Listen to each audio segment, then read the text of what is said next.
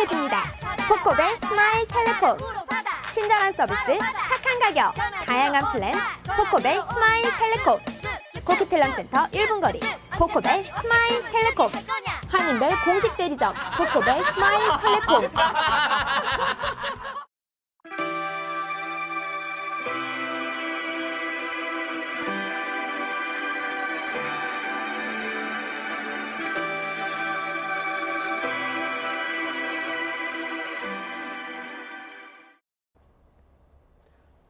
여러분 안녕하십니까? 뉴스 캐나다입니다.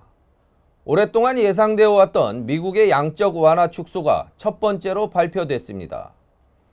미국 연방준비제도는 18일 경기 부양을 위해 매월 매입하던 채권의 규모를 850억 달러에서 750억 달러로 줄일 것이라고 밝혔습니다. 미 연방준비제도는 지난해 9월부터 매달 450억 달러 상당의 국채와 400억 달러 상당의 모기지 채권 매입 규모를 각각 50억 달러씩 총 100억 달러를 줄인다고 밝혔습니다. 첫 번째 양적 완화 축소는 미국 고용시장의 향상에 따른 것으로 고용 상황이 계속 호조를 띠면서 매입 규모를 계속해서 줄이겠다는 의지입니다. 연준은 17일과 18일 양일간 계속된 연방공개시장위원회 정례회의에서 이같이 결정했습니다. 이 결정은 9대1로 가결됐으며 유일한 반대자인 에릭 로젠그렌 보스턴 연방준비제도 총재는 실업률이 아직 높고 인플레이션이 낮은 상황에서 이런 결정은 시기상조라고 주장했습니다. 경기 부양 규모를 850억 달러에서 750억 달러로 축소한 것은 소규모의 감축이지만 대규모 양적 완화를 처음으로 축소하기 시작했다는 점에서 중대한 조치입니다. 미 연준은 금융시장에 주는 영향을 완화하기 위해 초저금리 정책은 계속 지속하겠다는 방침을 강조하면서 실업률이 6.5% 이하로 떨어지는 시점까지는 기준금리를 제로에 가까운 상태를 유지할 것이라고 말했습니다. 이번 미 연준의 양적 완화 축소 정책이 발표되자 주식 투자자들은 그 감축 규모가 크지 않고 앞으로도 저금리를 유지하리라는 데 고무돼 주가가 크게 상승했습니다. 미국 내 금융 및 주식 시장의 반응을 알아보았습니다. 이날 다우존스 지수는 293포인트, 즉 1.9% 올라 16,168로 마감했습니다. S&P 500 지수는 1.7%가 올라 1,810으로 마감했으며 나스닥 지수는 46포인트가 올라 4,070으로 마쳤습니다. 미국의 투자자들은 오래전부터 연방준비제도가 양적 완화를 축소할 것으로 예상하면서도 그 시점을 내년으로 예상했었습니다. 따라서 이날의 발표는 다소 의외였으나 시장은 이번 결정의 바탕이 되는 미국 경제 상승세에 주목하고 있습니다. 투자 관련 전문가들은 이번 결정을 미국 경제에 대한 신뢰의 증표로 받아들인 것이라고 진단했습니다.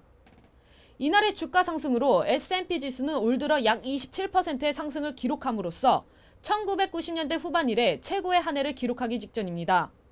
미국 연준의 이번 결정은 주식 투자자들에게 가장 골치 아픈 문제인 불확실성을 제거해준 셈이라고 전문가들은 평가하고 있습니다.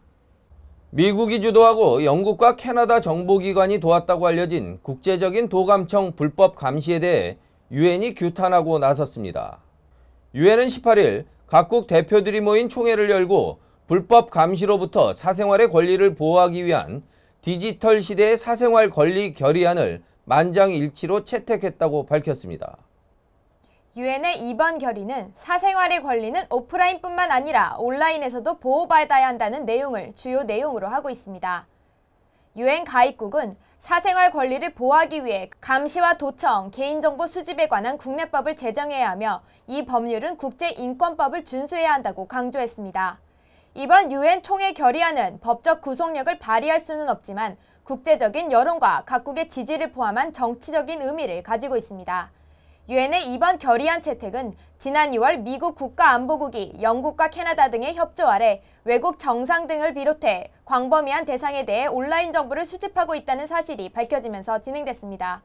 앙겔라 메르켈 독일 총리와 지우마 호세프 브라질 대통령이 직접적인 피해 당사자라는 것이 밝혀지면서 두 국가는 이번 결의안 채택에 주도적인 역할을 해왔습니다. 미국의 영미권 첩보 동맹국인 이른바 5개의 눈에 포함된 국가인 영국, 호주, 캐나다, 뉴질랜드는 결의안 채택에 반대하지 않았지만 결의안의 문구를 약화시키려는 노력을 했습니다. 인권단체들은 유엔의 결의안 채택에 대해 환영의 뜻을 밝혔습니다. 신시아 웡 인권감시단 인터넷 부분 선임 연구원은 인터넷 시대는 감시와 통제를 수월하게 한다며 이번 결의안은 대규모 감시를 국제적인 아젠다로 설정하는 중요한 첫걸음이라고 평가했습니다. 18일 오전 확인해본 루니는 1달러당 미달러 0.93달러로 2010년 10월 이후 최저치 기록을 다시 갱신했습니다. 금융투자은행인 골드만삭스가 최저 0.88달러까지 떨어질 것으로 예상하고 있어 앞으로도 더 떨어질 전망입니다. 루니의 가치가 계속 하락하고 있습니다. 지난 2일 캐나다 루니는 한때 미달러 대비 93.83센트에 거래되어 지난 2010년 10월 이후 최저치를 기록한 후 지난 4일 캐나다 중앙은행의 금리 동결 조치 영향으로 93.49센트로 더 떨어졌었습니다. 미 연준의 양적 완화 축소 발표가 전해진 18일 오전에는 0.93달러로 최저점을 기록했었습니다. 지난 2년 동안 캐나다 루니는 미달러와 1달러를 기준으로 오르내리는 공방을 계속해왔으나 지난 9월부터는 달러 대비 약세로 돌아서 하락을 거듭하고 있습니다. 루니의 약세는 캐나다 중앙은행의 기준금리 동결과 오랜 시기의 저성장, 물가 하락에 대한 우려 등이 기조에 깔리고 최근 미국의 원유 재고량 감소에 따른 캐나다산 원유에 대한 미국 내 수요가 감소하는 데 따른 것으로 알려지고 있습니다. 또한 국제 원자재 및 자원시장의 가격 하락으로 루니의 가치는 더 떨어지고 있습니다. 더구나 캐나다 정부의 에너지 산업 투자 규제 정책으로 외국인 투자 감소로 인해 투자 자금 유입이 크게 줄면서 루니의 수요가 없어진 것도 큰 원인으로 지적받고 있습니다. 여기에 미국의 경제 여건이 개선되면서 미 달러의 강세 기조는 상대적으로 루니의 하락을 부채질하고 있습니다. 세계적 금융투자은행인 골드만삭스는 내년에 캐나다 루니가 미화 대비 88센트까지 떨어질 것으로 전망하고 있습니다. 호주에서 실종된 것으로 알려진 한국인 워킹홀러로 추정되는 변사체가 발견됐습니다. 지난번 호주에서 한국인 여대생 반모 씨가 워킹홀리데이 도중 끔찍하게 피살된 지 한 달도 지나지 않아 다시 충격적인 소식이 호주에서 전해졌습니다. 호주 현지로 워킹홀리데이를 떠났던 또 다른 한국인이 살해된 것으로 보입니다. 호주 스카이 뉴스에 따르면 퀸즐랜드주 경찰은 18일 브리즈번 남서부 엘지스터의 한 주택 뒷마당에서 수상한 무덤을 발견했다며 여기에 묻힌 변사체가 지난 16일 브리즈번 남동부 캐너힐의 집을 나간 뒤 행방불명된 김모 씨로 추정된다고 전했습니다. 김모 씨는 온라인 직거래 사이트인 검트리를 통해 알게 된 사람에게 1만 5천 호주 달러를 한국 돈으로 바꾸러 나간다고 집을 나선 뒤 연락이 끊겼습니다. 발견된 변사체가 김모 씨로 확인된다면 지난 한 달 새 한국인 워킹홀러 2명이 호주에서 피살된 기록을 세우면서 호주 내 한국인 유학생과 워킹홀리데이 참가 젊은이들의 안전에 심각한 위험으로 받아들여지는 사건입니다. 호주 유학생협회 회장인 톰슨 칭 씨는 3주 동안 2건의 불미스러운 일이 벌어진 것은 브리즈번은 물론 호주 이미지에 타격이 있다고 말했습니다. 또한 그는 유학생들은 호주와 국제사회 간의 가교 역할을 하기 때문에 이곳에서 벌어지는 일들에 대해 세계가 바라보고 있다며 이번 사건의 심각성을 전했습니다. 연말이 다가오면서 각종 모임과 파티로 수면 부족에 시달리는 캐나다인들이 많다고 합니다. 해도 짧아지고 2013년도 거의 저물어져가는 캐나다의 겨울, 충분한 수면 시간을 유지해 건강을 지켜야 할 것 같습니다. 크리스마스 휴가가 다가오고 있는 가운데 많은 사람들이 수면 부족으로 인해 정상적인 컨디션을 유지하기 힘들어하는 것으로 나타났습니다. 캐나다 컨퍼런스가 실시한 여론조사 결과에 따르면 답변자의 3분의 2가 크리스마스 날 파티보다는 하룻밤 푹 자고 싶다고 답했다고 합니다. 한창 파티를 좋아할 나이인 만 18세부터 24세까지의 답변자들 또한 55%가 이에 동의했으며 힘든 경제 여건과 피곤한 현실 속의 삶을 반영한 조사 결과로 받아들여지고 있습니다.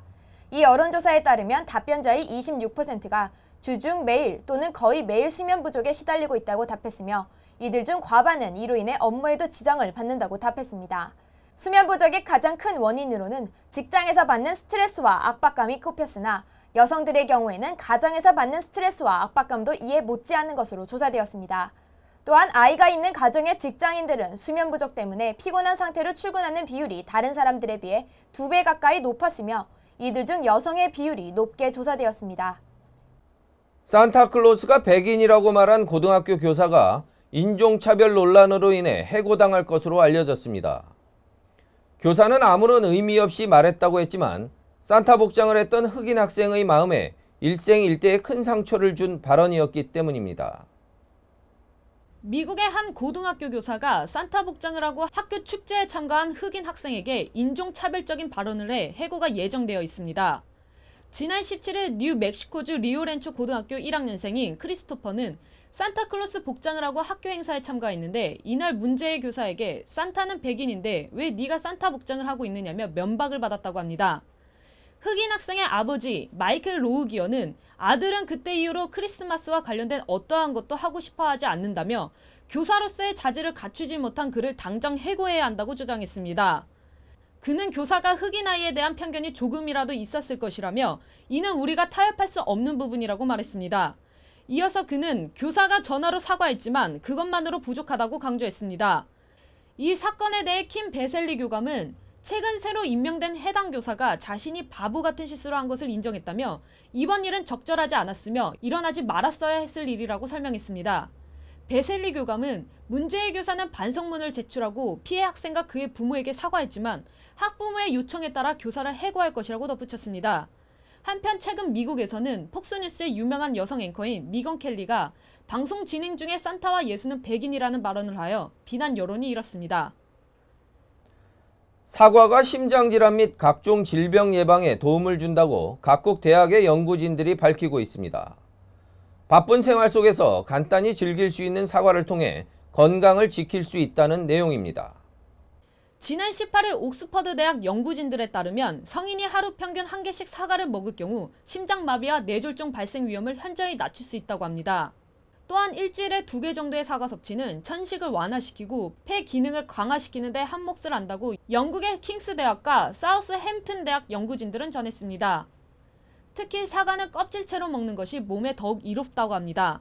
사과 껍질에는 각종 비타민, 식이섬유와 팩틴, 그리고 항산화 물질 등이 다량으로 들어있어 변비에 좋고 성인병과 체내 독소를 배출하는 데 큰 도움을 줍니다. 게다가 아침에 사과 섭취 시 포도당이 체내에 공급되어 두뇌 활동을 활발하게 하기 때문에 오전부터 머리를 써야 하는 학생들과 직장인들에게는 더할 나위 없이 좋다고 합니다. 하지만 아침엔 금사과, 밤엔 독사과라는 말이 있듯 저녁에 사과 섭취 시 사과산이 위의 산도를 높여 속쓰림을 유발시키고 사과의 식이섬유가 장에 부담을 주며 탄수화물이 체내에 쌓여 체중이 늘어날 수 있기에 주의하셔야 할 것 같습니다. 지역 뉴스입니다.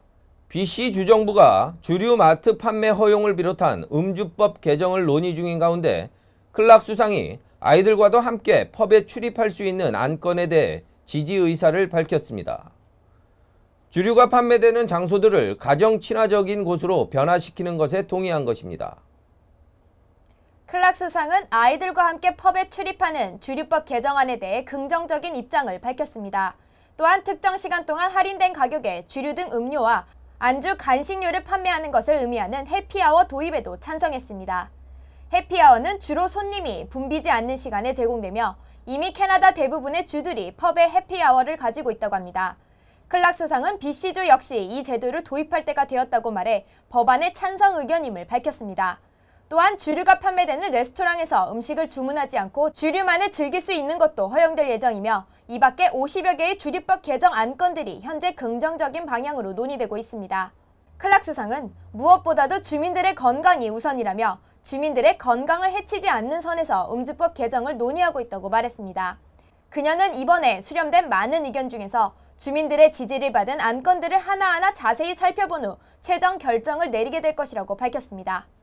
BC주뿐만 아니라 온타리오주에서도 주류법 개정이 빠르게 진행되고 있습니다. 17일 캐슬린 윈 온타리오 주수상은 와인 담당 부처를 신설하는 것을 포함 향후 온타리오주의 와인 시장 확대를 위해 노력할 것이라고 발표했습니다. BC주와 마찬가지로 일반 마트에서의 주류 판매를 검토 중인 캐슬린 윈 온타리오주 수상은 주 정부는 경직되고 규제 중심인 와인 관련법을 개정해 신고되고 검증된 농장에서 생산된 개별 농가 생산 와인 판매를 허용할 방침이라고 전했습니다. 이와 함께 총 7,500만 달러에 이르는 펀드의 조성이 포함된 와인 산업 육성 전략도 함께 밝혔습니다.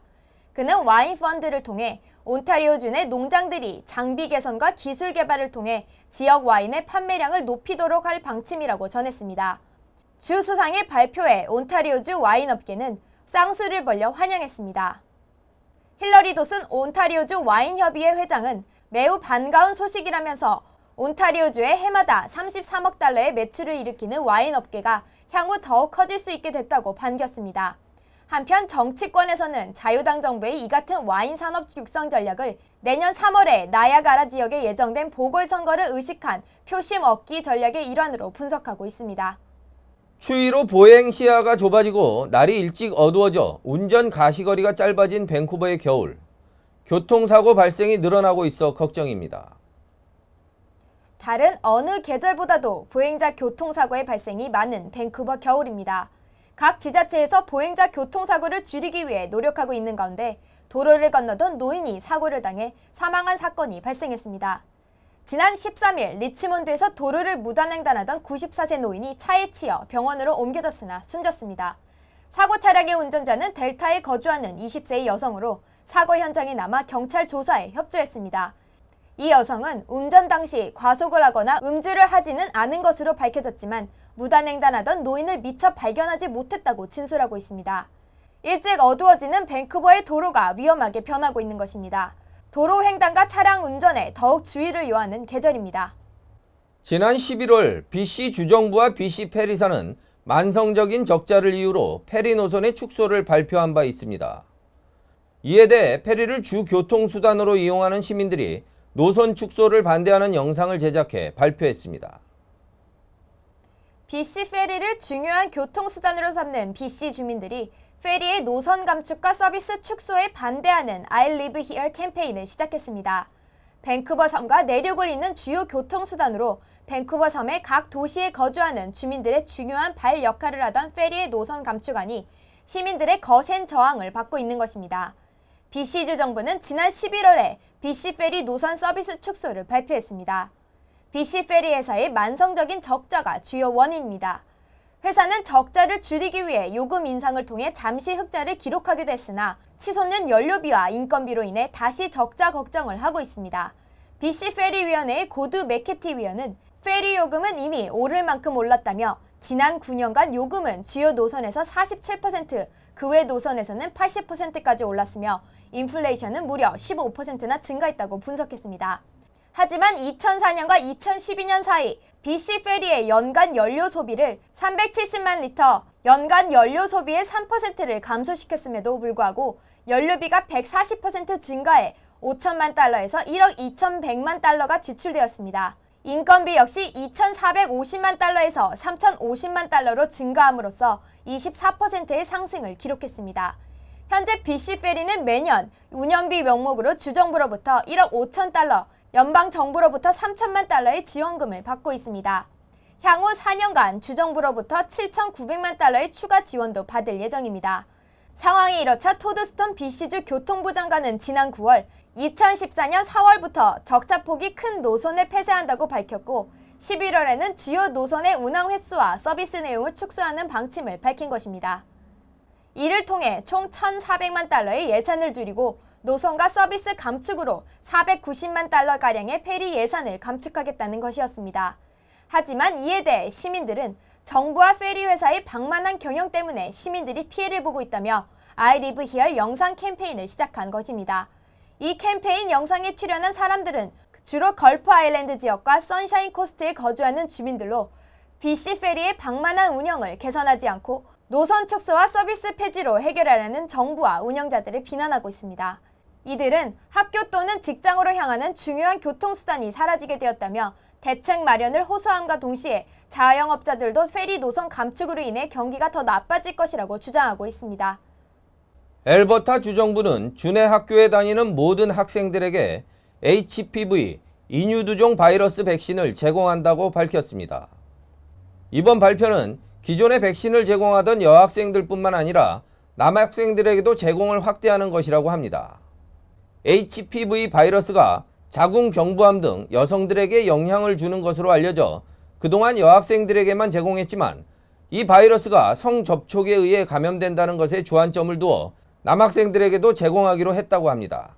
엘버타 주정부는 지난 5일 HPV 프로그램에 여학생들뿐만 아니라 남학생들도 내년 가을부터 포함할 것이라고 발표했습니다. 주로 성접촉을 통해 감염되는 HPV 바이러스가 여성에게 발생하는 자궁 경부암과 연관성이 높으며 바이러스의 전염 매개가 남성이라는 점에서 결정된 것입니다. 이 프로그램의 확장으로 인해 엘버타는 1,600만 달러의 추가 예산을 사용하게 되는데 프린스 에드워드 아일랜드주에 이어 캐나다에서 두 번째로 남학생들에게 HPV 백신을 제공하는 주가 되었습니다. 캘거리의 카톨릭 교육청은 종교적인 이유로 2012년까지 학교에서 HPV 예방접종 실시를 반대해왔습니다. 그러나 지난 11월 투표를 통해 학교에서도 예방접종을 허용하는 입장으로 돌아섰습니다.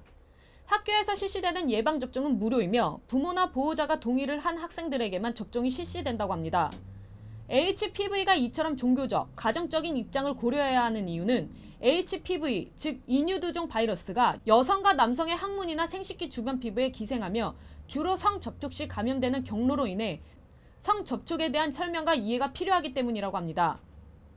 일반적으로 자궁경부암 예방주사라고 해서 사춘기부터 성경험이 가능한 여성들만이 해당되는 것으로 알려졌지만 바이러스 감염 매개체인 남성들도 이에 대한 이해와 함께 예방접종이 필요한 것으로 알려지고 있습니다. 엘버타주의 학생 수가 기록적으로 늘어나고 있어 학교 시설과 교사 등 교육 여건의 확대가 필요하다고 합니다. 엘버타주의 학생 수가 계속해서 늘어나 학교 시설과 교사 수가 부족해 교육계가 문제를 제기하고 있다고 합니다. 최근 캘거리 교육청은 주 정부로부터 900만 달러의 추가 예산을 통해 부족한 교사 수의 수를 늘리기도 했으나 아직 전체 엘버타주의 교육 환경을 개선하기에는 턱없이 부족하다고 합니다. 최근 에드몬턴의 초등학교는 갑자기 불어난 학생들로 매년 진행해오던 크리스마스 공연까지 차질을 빚고 있다고 합니다. 공연장이 부족해 늘어난 학생 수만큼이나 많은 가족 친지들을 위한 관람 공간이 부족하기 때문입니다. 공연에 참가해야 하는 학생 수가 많아 공연 발표를 나누어 하는 경우도 발생했습니다. 에드먼튼 남쪽에 위치한 마이클 스트림 비츠키 학교 직원들은 10개의 공연 시간을 만들어 부모와 친척들이 자신의 학생들이 나오는 시간에 맞추어 공연장에 오도록 했습니다. 또 다른 학교인 시스터 애네타 브럭맨 카톨릭 학교는 570명의 학생들을 4개의 그룹으로 나누어 각각 다른 날에 크리스마스 이벤트를 개최한다고 합니다. 늘어나는 학생 수만큼 학교 시설이나 공연 시설의 확대 및 확보가 필요한 엘버타주의 교육 환경을 연말 크리스마스 시즌에 확인하게 되었습니다. 프랑스, 미국 등 주요 각국의 정상들이 러시아의 소치 동계올림픽에 참관하지 않기로 정한 가운데 스티븐 하퍼 캐나다 총리도 소치 올림픽 개막식에 참석하지 않기로 방침을 정했습니다. 캐나다 총리실에서 열린 2010년 배가 내년 2월 러시아 제외한 대부분의 올림픽에 하퍼 수상은 참석하지 않았다고 밝히며 소치 올림픽에 참가하지 않는 이유를 밝혔습니다. 총리실은 하퍼 총리의 러시아 소치 올림픽 불참 결정이 최근 국제적 논란이 되고 있는 러시아의 반동성애법 때문은 아니라고 전하며 외교적인 마찰을 경계했고 별도의 정부 대표단이 파견될지는 아직 정해진 바 없다고 밝혔습니다. 중국 정부가 온라인 가상화폐 비트코인 거래에 제재를 가하면서 비트코인의 가치가 절반 이하 수준으로 폭락했습니다. 세계 최대의 비트코인 거래소 BTC 차이나는 19일 공식 웨이보 계정을 통해 중국 중앙은행을 포함한 4개의 정부기관은 자국 내 금융기관들이 비트코인을 거래해 활용하지 못하도록 제한했다고 밝혔습니다. 이에 이 거래소의 비트코인 가격은 지난 11월 말 최고 가격에 비교해 무려 65%나 하락했습니다. 세계에서 두 번째로 큰 비트코인 거래소인 일본 마운틴 곡스에서도 이날 717달러에 달했던 가치가 불과 하루 만에 480달러까지 떨어졌습니다. 중국 관영 신화통신이 19일 선정한 올해의 세계적인 굴욕적인 사건에 윤창중 청와대 전 대변인의 성추행 사건이 포함됐습니다. 이날 신화통신 포털은 국가 정상의 굴욕이라는 제목으로 지난 5월 박근혜 대통령의 방미 일정 가운데 일어난 이 같은 불미스러운 사건을 소개했습니다. 통신은 한국 최초의 여자 대통령이 당선 후 첫 방문국인 미국을 방문하는 가운데 그의 대변인이 성추행 사건을 일으켜 성과를 망쳤다며 이 같은 내용을 상세히 설명했습니다. 윤창중 사건 이후의 언론이 뽑은 8대 굴욕에는 미국 셧다운 사태, 남아공 넬슨 만델라 추모식 가짜 수화 통역 사건, 실비오 베를루스코니 전 이탈리아 총리의 상원의원 자격 박탈, 몰타의 국적 판매, 사우디아라비아의 UN 안보리 비상임 이사국 자격 거부, 자신의 부하에 납치된 리비아 총리 사건, 데이비드 캐머런 총리의 시리아 개입 발표를 의회가 거부한 사건 등이 포함됐습니다. 박근혜 대통령의 정상 외교의 성과를 일순간에 날려버리는 소식이었습니다. 한국 바이올리니스트 김민진이 지난 2010년 도난당해 화제가 됐다가 지난 7월에 되찾은 스트라디바리우스 바이올린이 온라인 경매에서 24억 원에 팔렸습니다. 1696년에 제작됐으며 전 세계적으로 약 400개밖에 남아있지 않은 스트라디바리우스 바이올린은 그녀가 2010년 11월 유스턴역에서 스낵을 사는 사이 도난당했다가 지난 7월 가벼운 손상만 입은 상태로 되찾았습니다. 타리시오 경매사는 수익의 일부는 바이올린을 되찾는 데 도움을 준 수사당국에 전달될 것이라고 말했습니다. 국군 사이버사령부 정치 개입 의혹 사건을 수사해온 국방부 조사본부가 지난해 대선 당시 정책을 작성해 몸통으로 사이버 심리전 이모 단장을 지목해 직위 회제하고 불구속 수사하는 선에서 사실상 수사를 마무리했습니다. 국방부는 이번이 중간 수사 결과 발표라고 강조했지만 향후 심리전 요원들에 대한 추가 징계 외에는 더 이상 윗선으로 조사를 확대하지 않기로 해 몸통은 놔두고 깃털만 뽑은 편파 수사란 논란이 커질 것으로 예상됩니다. 크리스마스 연휴와 연말 연시를 앞두고 독감 예방주사를 맞는 사람들이 늘고 있습니다. BC 질병관리센터의 모니카 나우스 박사는 현재 가장 위험성이 높은 것은 지난 2009년에 유행했던 H1N1 바이러스로 주요 독감군에 포함되어 여전히 감염자가 발생하고 있다고 말했습니다. 나우스 박사는 아이들의 경우 주사를 맞지 않고 코에 뿌리는 스프레이 타입의 백신이 정식으로 유통되고 있다며 예방에 만전을 기해줄 것을 요청했습니다.